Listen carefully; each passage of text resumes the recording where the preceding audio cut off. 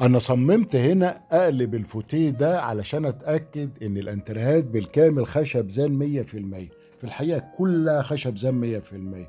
وعايز كمان أوضح ليكم إن الأنتريهات كلها مريحة جدا، كثافة عالية جدا، يعني هتعيش سنين طويلة. وكمان انتقلت كده بسرعة للغرف السفرة، فعلا لقيتها تحفة، وكمان خشب زان، والكرسي بتاعها شيك قوي. زي ما حضراتكم شايفين أنا كنت باشوف الfinishing بتاع السفرة finishing راقي جدًا.